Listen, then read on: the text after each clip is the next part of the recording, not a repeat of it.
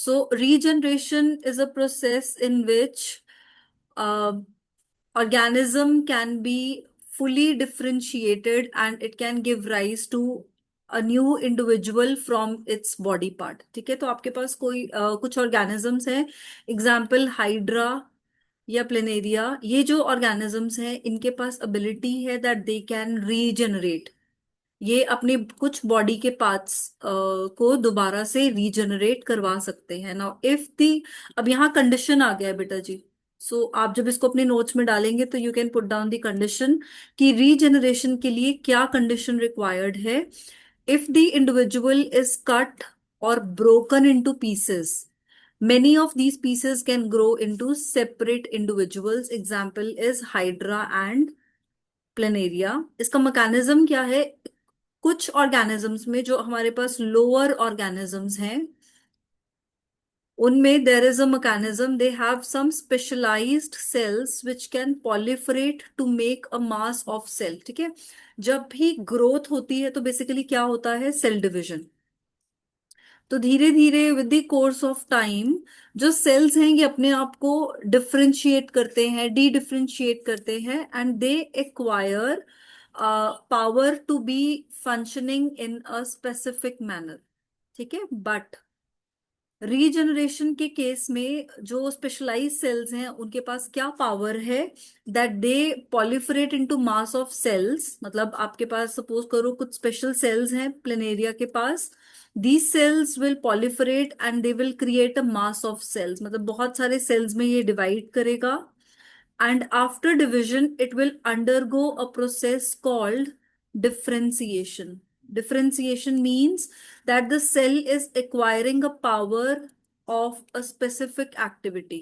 ठीक है, acquire a specific activity, वो सेल एक पर्टिकुलर एक्टिविटी ही कर पाएगा, that is called differentiation to form various cell types and tissues. अब ये जो आपके स्पेशलाइज सेल्स थे इन्होंने सेल मास बनाया and now these cell masses can acquire different type of, they can be converted into different type of cells and these cells will combine to form tissues। तो ये क्या है? Regeneration में जो cell division है वो further अपने आप को और स्पेसिफिक करके they can create whole tissue. So regeneration is not the same as normal reproduction because organism do not normally depends on being cut up to reproduce। अब regeneration and reproduction दो अलग चीजें हैं। reproduction में क्या होता है? whole new organism is formed। ठीक है, बट रीजनरेशन में रीजनरेशन तभी होगा, नंबर वन, या तो ऑर्गेनिज्म कट हुआ है या ब्रोकन डाउन इनटू पीसेस है and that particular organism should have some special type of cells. हर किसी में नहीं होता है। ठीक है, so we have examples with us. Now let us go with the diagrams. Now ये है डायग्राम प्लेनेरिया का। Planaria is cut into three pieces, so you can see ये वाला पार्ट इसका, this is the head part, this is the middle part and ये इसका lower part है। सो इस पूरी बॉडी में there are some special cells which will regrow and आप देखो हेड से पूरा planaria will be developed. Similarly जो इसका लोअर पार्ट है it will regrow and again full organism will be developed. ठीक है, तो ये क्यों होता है? Because they have some special type of cells and they have power of differentiation, they can differentiate, that's why। Okay, now the next example इसी का regeneration का ही नेक्स्ट एग्जाम्पल है budding in hydra. So hydra again uses the regenerative cells for reproduction through the process of budding. अब ये क्या होता है? जो हाइड्रा है, जो पेरेंट है, उसी की बॉडी में से आउट ग्रोथ होती है। थोड़ा सा बॉडी जो उसके सेल्स हैं दे स्टार्ट डेवलपिंग, आउटग्रोथ होता है। आउटग्रोथ क्यों होगा? Because of repeated cell division, right? And this outgrowth part will acquire the tendency to develop into tiny individual. तो जब ये बड ग्रो करेगा और एक स्पेसिफिक टाइम के बाद जब वो बड मेच्योर हो जाएगा it will be detached from the parent body and become individual organism. तो यहाँ हाइड्रा का अगर हम एग्जाम्पल लें, हाइड्रा में भी रीजनरेशन हो रहा है, बट कैसे हो रहा है? Number one, bud is form. So what is bud? It is outgrowth. ठीक है, आउटग्रोथ क्यों हो रहा है? Because of cell division. और अब जब एक स्पेसिफिक अमाउंट में सेल डिविजन हो जाएगा, then the bud will be converted into a tiny individual.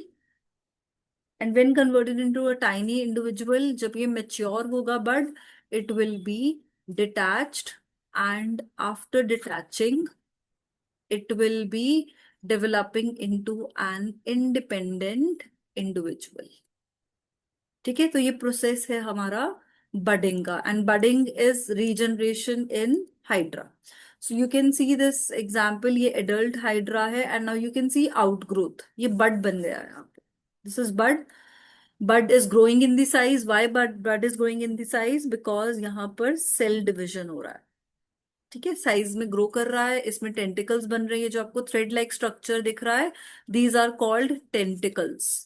Then it is maturing. After maturation it will be detached and a new hydra will be formed। ठीक है, उसके बाद आता है बेटा जी वेजिटेटिव प्रोपोगेशन। अभी ये क्या होता है? This type of reproduction is again seen in plants. So vegetative parts plant के कौन कौन से होते हैं? It can be root, stem और leaves. So these parts can develop into a new plant under appropriate condition। सो एक leaf से भी एक फुल फ्लेज प्लांट डेवलप हो सकता है, स्टेम से भी हम एक फुल प्लांट को डेवलप कर सकते हैं, right? So this type of vegetative propagation where it is used in agricultural methods like layering and grafting. ये कहाँ यूज होता है? Example is sugarcane, roses, and grapes. So, what is the advantage? Plant grown in this way can bear flowers and fruits earlier than grown from seeds। तो ये method agriculture में use होगा because seed से भी पहले अगर हम किसी और पार्ट ऑफ द प्लांट से ग्रोथ करवाएं तो वो ग्रोथ फास्ट हो जाएगा। सो this is mostly use by the horticulture person। So it allows the propagation of plants that have lost the capacity to produce seeds। Example banana, orange, rose and jasmine। तो जो new organism बनेगा, suppose leaf से एक new organism बन रहा है, new plant develop हो रहा है। ठीक है, so the new plant is genetically identical, क्योंकि यहाँ पे ए सेक्शुअल रिप्रोडक्शन है, तो it is genetically identical to the parent plant. ठीक है, तो यहाँ पे सिमिलैरिटी नहीं होगी, यहाँ पे वेरिएशंस नहीं होंगे, यहाँ पे जेनेटिकल आइडेंटिटी होगी। ठीक है, now we have one activity and example. हमने लिया है potato tuber pieces containing notches produce. अब जो आपने कभी देखा होगा, अगर हम पोटैटो को बहुत दिनों तक घर में रखें या तो उसमें आए में से ना ट्यूबर डेवलप हो जाता है। ठीक है, so potato tuber pieces containing notches. अब आप यहाँ पे सपोज ट्यूबर्स आ गए और हमने इन पीसेस को कट कर लिया, ट्यूबर वाले पोटैटो पीस को कट कर लिया, and if we grow them they will have green shoots and roots. तो मतलब ट्यूबर से we can grow a full potato plant. Similarly bryophyllum, bryophyllum में क्या है? The bud is produced at the leaf margin. अगर ये leaves है ना, यहाँ पे छोटे छोटे बड्स प्रोड्यूस होंगे लीव के बिल्कुल मार्जिन पे। ठीक है, और अगर आप इन बड्स को लीव से डिटैच करके सॉइल में डाल दो तो पूरा प्लांट डेवलप हो जाएगा। Again the example is bryophyllum. Then money plant, money plant can be grown from stem. अगर आप स्टेम मनी प्लांट की ब्रेक करके उसको वाटर में रखो तो उसमें से अपने आप रूट्स निकलेंगी and it can grow into full fledge plant. तो यहाँ पे मैंने मनी प्लांट में जो एग्जाम्पल है वो स्टेम है, ब्रायोफाइलम में जो एग्जाम्पल है वो लीफ मार्जिन पे बड्स ग्रो होंगे, एंड पोटैटो ट्यूबर में tuber is the example for vegetative propagation. Okay, this is the example of bryophyllum। So if you have this type of leaf at your home, you can see यहाँ पे देखो margin पे the plant is growing and you can see यहाँ पे इसके roots भी हैं। Right. So if you detach this is called plantlet, छोटा सा होता है plantlet. And if you sow it in soil it can be grown into a full fledged plant. Okay, so this is the example of vegetative propagation. Then ये सब methods को पढ़ के हमें करना क्या है, हम जो अब आज के टाइम पे जो बायोटेक्नोलॉजी आपने सुना होगा, biotechnology is an ongoing field in science, basically biology, जहां पे हम एक मेथड यूज करते हैं, एक टेक्निक यूज करते हैं which is called tissue culture. तो now we are doing tissue culture. What is it? It is a technique where new plants are grown by removing tissues or separating cells from the growing tip of the parent plant. तो आप क्या कर रहे हो? आपको पता है that जो plant है it grows at tip. आपने ये 9th क्लास में पढ़ा हुआ है कि हमारे axial meristematic cells, axial meristematic tissues जो है they are present at the tip of roots and shoots. तो अगर आप रूट्स एंड शूट्स की टिप में से सेल्स को सेपरेट कर लो या टिश्यूज को रिमूव करो और उन टिश्यूज या सेल को ग्रो करो, तो you can grow a new plant from those growing tissues और सेल्स. तो इसके लिए प्रॉपर स्टेप्स हैं, तो we are doing now steps. Cells are placed in an artificial nutrient medium. तो नॉर्मली न्यूट्रिएंट कहाँ से मिलता है प्लांट को? From the soil. But as we are doing this technique in the laboratory, so we are creating an artificial nutrient medium. ये आपका petri dish है, ठीक है, इसको पेट्री डिश बोलेंगे. ऐसे डिश होता है, उसमें हम न्यूट्रिएंट्स डाल देंगे, वो सब nutrients which are required for growing cells and tissues. तो आपने एक आर्टिफिशियल न्यूट्रिएंट मीडियम क्रिएट किया. उस मीडियम में हमने क्या ऐड किया है? ग्रोथ हॉर्मोन्स, ताकि जब आप उसमें सेल डालेंगे तो सेल को वो सारी चीजें मिले जिससे वो सेल ग्रो कर जाए. And when the cell will grow it will form callus. What is callus? Callus is mass of cell. बहुत सारे सेल्स जब इकट्ठे हो जाएंगे उसको हम कैलस बोलेंगे, ठीक है. सो सेकेंड स्टेप, अब हमने इस कैलस को ट्रांसफर किया दूसरे मीडियम में, और दूसरे मीडियम में क्या है? Again hormones for growth and differentiation. Correct. So पहला क्या है, मेथड क्या है टिश्यू कल्चर का? It is a technique in which new plant is formed. कहां से आएगा न्यू प्लांट? जो भी ग्रोइंग प्लांट है उसके टिश्यू या हम उसके सेल्स को रिमूव करेंगे. उन सेल्स को you are putting in a medium and the medium contains growth hormones, और वो सेल्स ग्रो करके क्या बना देंगे? कैलस. अब हम उस कैलस को एक और मीडियम में डालेंगे जहां पे क्या है? जहां पे हॉर्मोन्स हैं. And this hormones will lead to differentiation. What is this differentiation? It is the ability to acquire a specific function. ठीक है.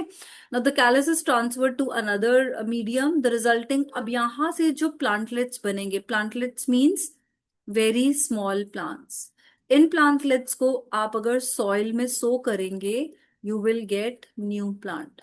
तो आप बोलोगे मैम ये तो सीड के साथ भी कर सकते हैं, इतना करने का क्या जरूरत था? The purpose is fast growth. Growth fast हो जाएगा, आपको जो प्रोडक्ट्स हैं वो जल्दी मिलेंगे, अर्ली प्रोडक्ट्स. एंड आप अपने तरीके से भी मॉडिफिकेशन कर सकते हो. You can modify the plant. तो ये इसके यूजेस हैं, इसलिए हम टिश्यू कल्चर करते हैं. So benefits are allows growing new plants from a single plant in disease-free condition, and it is used in growing ornamental plants.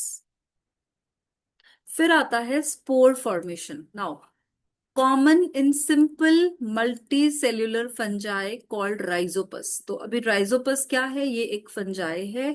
इसको ब्रेड मोल्ड बोलते हैं बिकॉज ये ब्रेड पे बहुत जल्दी ग्रो हो जाता है. अगर आप ब्रेड रख दो ना, ब्रेड आपको ग्रीन कलर दिखेगा आफ्टर 3-4 days. अगर आप ब्रेड को ओपन एयर में रख दो, सो एयर में जो फंगस है वो ब्रेड में चला जाएगा and it will form spores. Now अब ये जो, जैसे अगर आप एक एनिमल को देखोगे, you can C arms, you can C legs, है ना, उसकी बॉडी में लिम्स हैं. सिमिलरली ये जो फंगस है, ये जो फंजाई है, ये एक थ्रेड लाइक स्ट्रक्चर क्रिएट करता है and these thread like structures are called hyphae. ये हाइफे वेजिटेटिव पार्ट है, ये रिप्रोडक्टिव पार्ट नहीं है, right. Similarly a tiny ball on a stick structure are sporangias. अभी जो आपका फंजाई है उसमें दो पार्ट्स हैं, एक है हाइफे और एक है sporangia. Hyphae is the vegetative part, sporangia is the reproductive part. अब जो स्पोरेंजिया है ये ऐसा दिखता है हमें, एक लॉन्ग सा होता है और ऊपर एक ऐसे ये bulb like, bulb on a stick, ठीक है, ये बल्ब जैसा है और ये स्टिक है, इसके अंदर बहुत सारे स्पोर्स हैं, ठीक है। नाउ स्पोरेंजिया के अंदर क्या है, spores. What are spores, they are tiny reproductive cells. तो ये जो स्पोर्स हैं इसको इस थिक वॉल ने कवर किया हुआ है, ठीक है। This spores are inside these bulb like structure. So ये क्या करते हैं, they protect the spore against the harsh conditions. तो जैसे ही कंडीशन ओके होगा, ये जो थिक सा लेयर है ये टूट जाएगा and spore will come out and they will fall and then they will grow into hyphae.